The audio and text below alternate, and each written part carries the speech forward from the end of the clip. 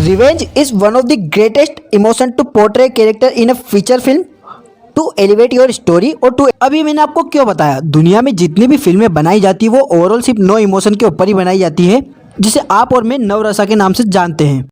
ये कई सारे फिल्म मेकर्स ने कहा है कि दुनिया में जितनी भी फिल्में बनाई जाती है उनके लिए ओवरऑल सिर्फ 9 इमोशन का ही इस्तेमाल किया जाता है, जिसमें से लव, प्यार, मोहब्बत एक तरह का इमोशन होता है, लेकिन जो सबसे ज़्यादा यूटिलाइज किया जाता है वो है रिवेंज।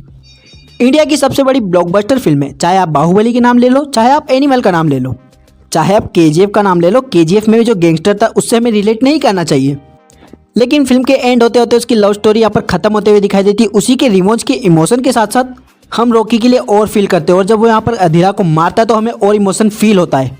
अब फिल्म की कहानी किसी भी तरह से स्ट्रक्चर्ड हो, किसी भी तरह से प्रेजेंट किया है, लेकिन जब फिल्म के अंदर एक रिवेंज वाला इमोशन होता है तो फिल्म बहुत ज़्यादा पर्सनल फील होती है। अगर हम कैरेक्टर से कनेक्ट कर जाते हैं तो फिल्म काफ़ी पर्सनल फील होती है, फिल्म को देखने का मजा एक अलग ही तरह से आता है। तो दोस्तों आज आया कंगवा का ट्रेलर। कंगवा के ट्रेलर को देखने के बाद मुझे एक और बात रियलाइज हुई कि रिवेंज को कितने अलग तरह से दिखाया जा सकता है। रिवेंज के साथ जब कैरेक्टर की आइडेंटिटी बदल जाती है तो वही सेम कहानी, वही सेम बदला, वही इमोशन यहाँ पर कितने अच्छे से वर्क कर सकता है।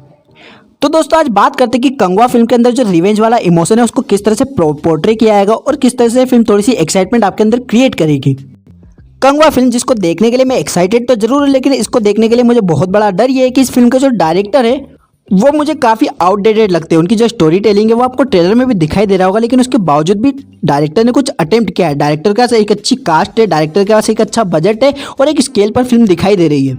जहाँ पर अगर मैं बात करूँ टेक्निकल एस्पेक्ट की, चाहे वो फिल्म का स्केल हो, चाहे वो स्केल्स की प्रेजेंटेशन हो, चाहे वो वीएफएक्स हो या विजुअल इफेक्ट हो, कहीं पर भी आपको फिल्म डिसअपॉइंट नहीं करती हुई दिखाई देती। लेकिन अगर मैं ओवरऑल बात करूँ तो फिल्म का जो इमोशन होने वाला, जो रिवेंज होने वाला है, उसमें एक आइडेंटिटी नजर आती है। अगर हम बात करें कंगवा के टाइम लाइन की तो कंगवा यहाँ पर पीरियड ड्रामा एक दिखाई दे रही है, लेकिन ये बाहुबली ऐसी पीरियड ड्रामा नहीं है, कहीं पर भी ये रामायण महाभारत जैसी पीरियड ड्रामा नहीं है।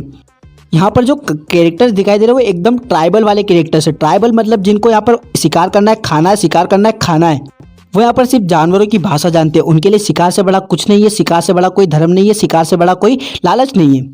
तो अब इस तरह के कैरेक्टर्स जब इन्वॉल्व होते तो उनकी स्टोरी के अंदर किस तरह का इमोशन होगा, क्या इनके कैरेक्टर के अंदर वो आइडेंटिटी होगी, क्या इनके कैरेक्टर के अंदर वो कनेक्टिविटी होगी। क्योंकि अभी तक कंगवा का जितना भी मटेरियल आया, ना ही तो वहाँ पर मैं सूर्या को कभी हीरो मान पा रहा हूँ, ना ही तो कभी मैं बॉबी देओल को विलन मार पा रहा हूँ। इसके कुछ मेजर कारण है। अगर इसका आप फर्स्ट टीजर से अभी तक का ट्रेलर देखते हो तो आपको कहीं पर भी कंगवा के कैरेक्टर को, कंगवा की आइडेंटिटी को, कंगवा के इमोशन को नहीं बताया गया है।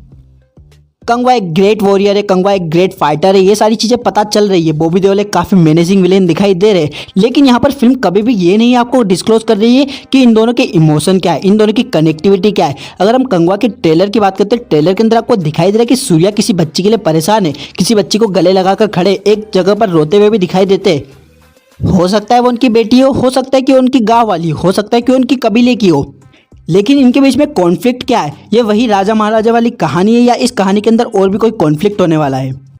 जहाँ पर हमने शुरू में बात की थी रिवेंज की, हमें ये तो बात पता है कि हाँ ये फिल्म रिवेंज के पूरे सब्जेक्ट को वापस से पोर्ट्रे करेगी, लेकिन ये रिवेंज तब और ब्रूटल हो जाता है जब कैरेक्टर्स के पास खोने के लिए कुछ ना हो। बाहुबली में शिवा के पास खोने के लिए कुछ नहीं था, एनिमल में एनिमल के रणवीर कपूर के पास कुछ भी खोने को नहीं था, लेकिन उसके बावजूद भी वो एक अंदर की आग कि इससे बदला तो मैं ही लूंगा। अगर इसने मेरे पापा को खतरा पहुंचाया था तो इसको तो मैं ही मारूंगा, इसका गला मैं अपने हाथों से काटूंगा।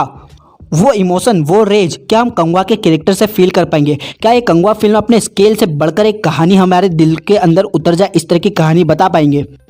अगर मैं ओवरऑल ट्रेलर की बात करूँ तो ट्रेलर के अंदर मुझे स्केल अच्छा लगा, विजुअल्स अच्छे लगे, एक्टिंग अच्छी लगी, लेकिन उसके बावजूद भी जो डायरेक्शन है वो डायरेक्शन काफ़ी ज़्यादा आउटडेटेड अभी भी दिखाई दे रहा है। चाहे वो यहाँ पर कंगवा के कैरेक्टर का चिल्लाना हो, चाहे वो ट्रेलर की डबिंग हो, जो साउथ इंडियन फिल्मों की यहाँ पर कहीं ना कहीं पूरी बात रही है कि हाँ फिल्मों के अंदर वो अटेम्प्ट काफ़ी लेते हैं, लेकिन जो उनकी प्रेजेंटेशन होती है वही आउटडेटेड सी होती है।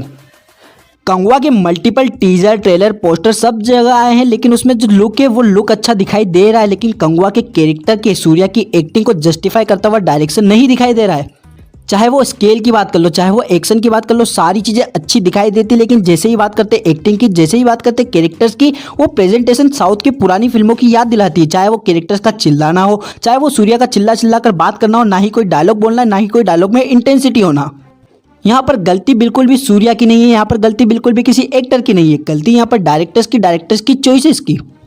ट्रेलर के डायरेक्टर के जो भी कट निकाला गया, कट के अंदर कोई फ्लो नहीं है, कट के अंदर कोई भी यहाँ पर इंटेंसिटी नहीं है, कट के अंदर कोई भी यहाँ पर एक फ्लो नहीं दिखाई देता है। हाँ, फिल्म के लिए मैं एक्साइटेड हूँ, फिल्म को मैं देखना चाहता हूँ, फिल्म के अंदर एक नई सेटिंग है, फिल्म के अंदर एक डिफरेंट विजुअल स्टोरी टेलिंग दिखाई दे रही है, उसमें आइडेंटिटी दिखाई देती है, उसमें कलर्स दिखाई देते हैं, और उसमें पता चलता है कि हाँ डायरेक्टर अपनी तरफ से कुछ ना कुछ इनपुट डाल रहा है। ऐसा नहीं कि बस उनको पीरियड बनानी थी तो नॉर्मल पीरियड ड्रामा बनाई है। उन्होंने कैरेक्टर्स के ऊपर, मेकअप के ऊपर, कॉस्ट्यूम के ऊपर, सेट डिजाइनिंग के ऊपर, इतनी बड़ी कास्ट को मैनेज करके फिल्म को अच्छी लाइव लोकेशन पर शूट करने के लिए मेहनत की गई है।